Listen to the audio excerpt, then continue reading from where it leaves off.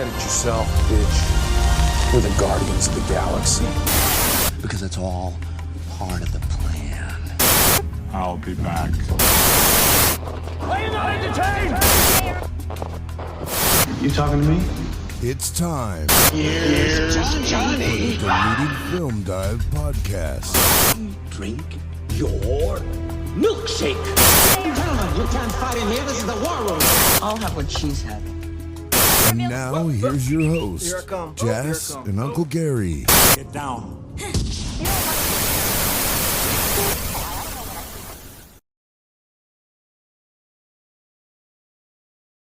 What a way to start start season 2 with a absolute banger of a film, The Northman. And this film is written and directed by Robert Eggers and also co-written by someone called Sean. Sure, yeah. Yeah, I made sure I checked how to pronounce it. It's S-J-O-N, right? That is weird. So we all know Robert Eggers. He directed and written 2 other films. Mm-hmm. And they were The Witch and The Lighthouse. Both really quite... it's artsy is the way to label it, right? Like they're pretty... They were A24 films. That's it, A24, yeah. Yeah. And A24, excuse me. So they were, for me personally, they were great, like beautifully made films, but they were in some way kind of hard to watch sometimes, because if you're not into like old school English language, they are quite like that. But of course, really well made. So they obviously I've never walked away from them films. I sat through them all, so that's a good sign. This film called The Northman is starring Alexander Skarsgård, brother of what's his name, Bill Skarsgård, and if I remember correctly, Bill Skarsgård, unless I'm mistaken, by another brother, he did is it Stephen King's the It. He played Pennywise, or is that Bill Skarsgård? That's the guy. Yeah. That's right. He has 2 siblings, right? There's also an older sibling too, like an old man one, like that director. Okay. Who's the fat guy in Dune? Isn't that Skarsgård? That's a Skarsgård too, I'm pretty sure. But I don't know if they're related. Is that? Oh, we'll look into that in a moment. But also, of course, Anya Taylor-Joy is in this film. She's like the female Tom Holland. She's just so hot. She's just so. That's it. And of course, this isn't the first time. It's Stellan Skarsgård. Sorry to interrupt. Stellan Skarsgård. He was right there. That's it. Yeah, Stellan Skarsgård. Okay. Maybe he's an uncle or something. No, it's his dad. I'm just reading it up right now. It's his eldest son of famed actor Stellan Skarsgård. Interesting. Big family, right? Like massive. But like, dude, speaking of massive, Alexander Skarsgård's like 6'5". Oh my god! In this film, he was ripped.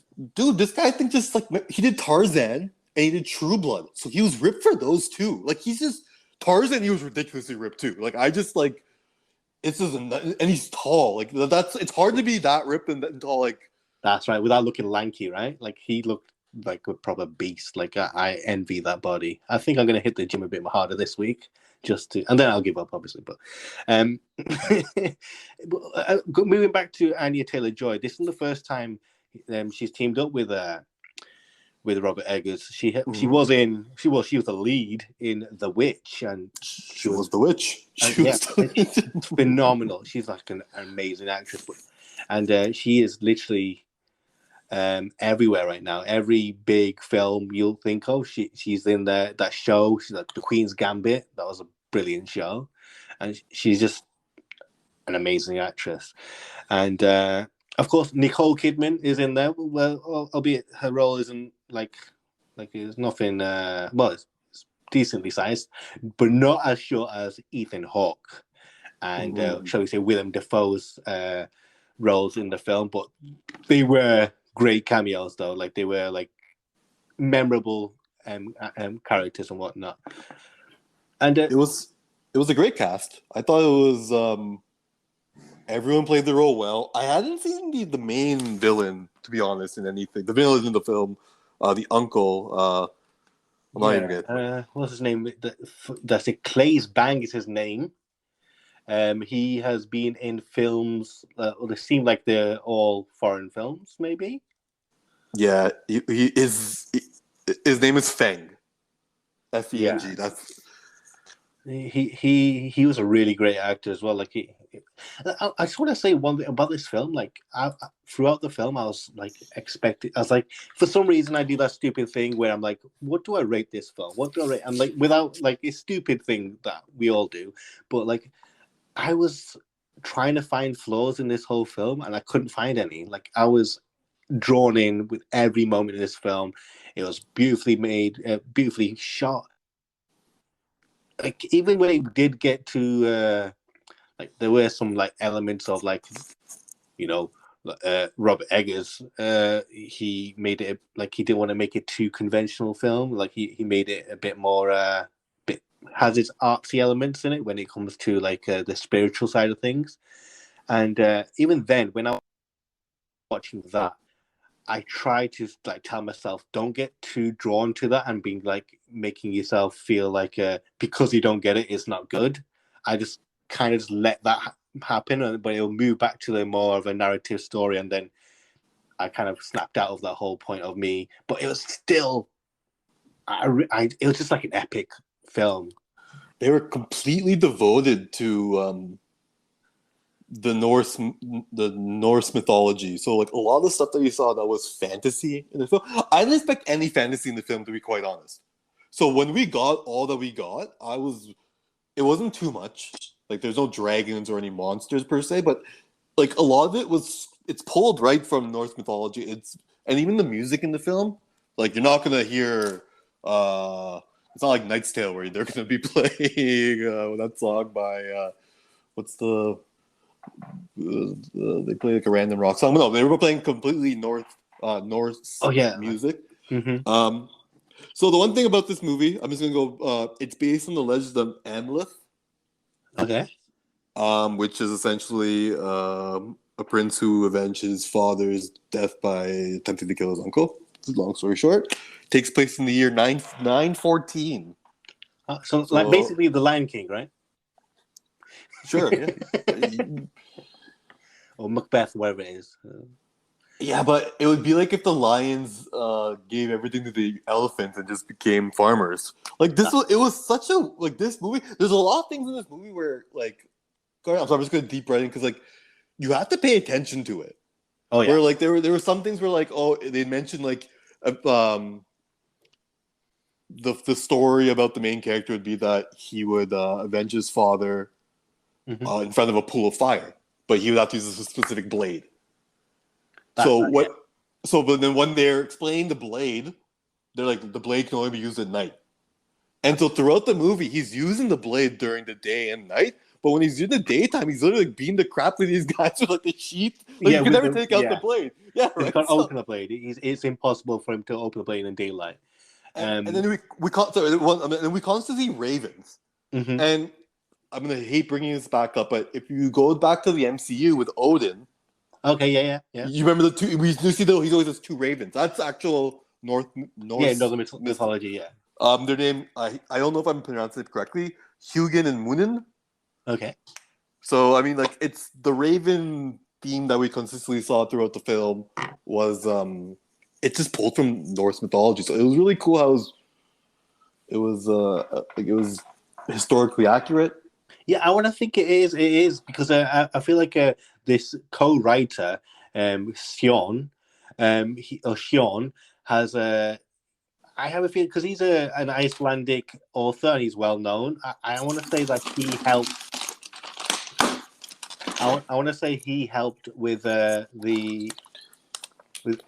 making it more accurate with the Norse mythology and whatnot. And so, yeah, I'd say so because I don't think Robert Eggers has teamed up with anyone else in the past. Correct me we'll figure it out another time. But I don't think he has in the past teamed up with anyone for this one because it was quite historical. It probably wanted to be a bit more. Well, he's always wanting to be accurate because even with The Witch and Lighthouse, he tries to he made sure that everything that was in dialogue was accurate to Old English. If that's the correct language title, but yeah. So I'm sure that's why he is a co-writer, Sean. Oh, yeah, agreed. He wrote The Witch and directed. He directed, wrote, and produced The Lighthouse and The Northman. He co-wrote The Lighthouse with his brother. So I don't know if that's true or if he's just throwing his brother a little like pity IMDb credits so he can get some numbers at some of the film festivals. But yeah, so let's just. But it's interesting. I completely agree with you. I believe that is completely the case where he was there to make it more historically accurate and changes to the story because of this. And this is his third film, and let's say this is his. Like all three of his films so far right now have been to the world have been pronounced as like 5-star films. All three of them. Everyone's a fanboy or girl of this of every film he's made so far, including The Northman. I know it's pretty early on right now, but the critics are going wild about this film, including myself. I'm not a critic, but I just absolutely love. I want to say this is. I'm just going to say it right now. And whether I regret it later on or not, but this is probably the best film to come out, or best original film to come out in the last couple of years. I want to say that. That's how I feel. Yeah, I mean that's your opinion. It is an original film. It feels like an A24 film, but it's by Focus Entertainment. Yeah. I know, like, it works so well. Just like it's cast well. The chemistry between the lead character and the female lead it's quite nice. It was believable, and they're both are good at what they do. I also know this is for Alex Skarsgård. It was a bit of a passion project. He was heavy into Viking mythology as a child, so he always wanted to do a film like this. Mm-hmm. So when he met with Eggers, I think they spoke about doing a Viking film, and then after that, I think Eggers wrote something and presented it to Skarsgård, and from then they just were going. The film only took 3 months to film. It was from August to December 2020, so that was a COVID shoot. Yeah. And what a nice place to start filming while COVID is like a whole pandemic away from the city. Yeah. I think it was only like in it was only filmed in, I'm pretty sure, in Iceland or like it was filmed in one place. Excuse me, I can't. I don't want to say Iceland, but yeah, it was. I was pleasantly surprised because we weren't anticipating watching this movie going in. I wanted to watch this movie, but we were going to try to see the Nicolas Cage movie. But when I watched this, it came out of this. Stuff kept happening, and then I'm like, oh, this isn't what I expected. This isn't what I expected. And like once the fantasy stuff came into it, it was like, okay, this is kind of cool. Like it just Did you think, like, because obviously we watched The Witch and The Lighthouse, were you expecting that level of like, oh, it's going to be a wild ride of although it was a wild ride, it wasn't very. It doesn't match the how The Witch and Lighthouse were, where it was just a bit artsy and everything like that. It was a mixture of both, but I thought it'd be a bit more barbaric. That's it. Yeah, you know what I mean? Like the first scene, the raid scene in the beginning, that scene was so cool because the person I was watching, she specifically said it's cool how when you're watching the main thing happen, there's so many things in the background that are happening. Like there's arrows flying, there's spears flying too. Like it's one of those scenes where you have to watch a few times just because everyone, like, there's so much happening. Yeah, 100%. But then from there, it slowly dwindles down, like where like it's just it takes different turns where you don't like. It's an interesting film. I thoroughly enjoyed it. Okay, and that wraps everything up for today's episode, and we'll be back soon. But before we go, of course, we have just one more section that we usually do is we talk about what movies we've seen recently, and it's over to you, Gary. So I watched Everything Everywhere All at Once.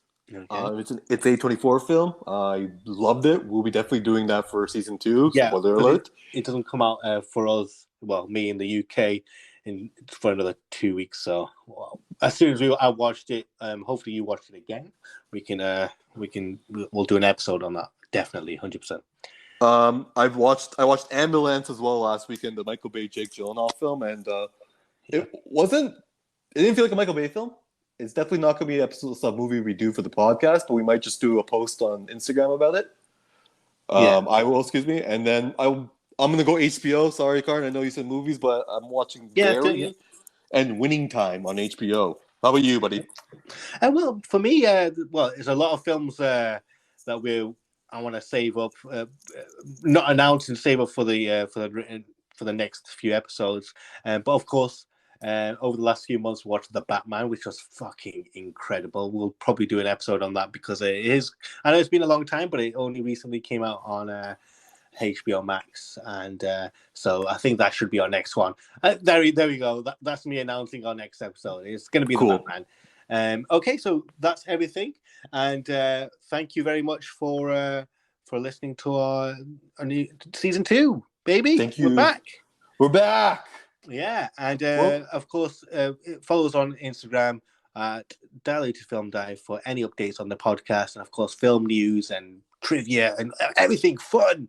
And so bye from me, and over to you, Gary.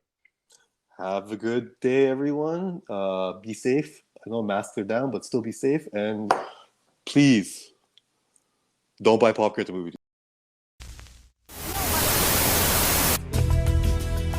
You've been listening to Diluted Film Dive.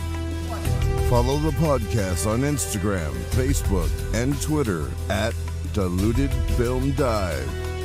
You gonna do something or just stand there and bleed? Thanks for listening.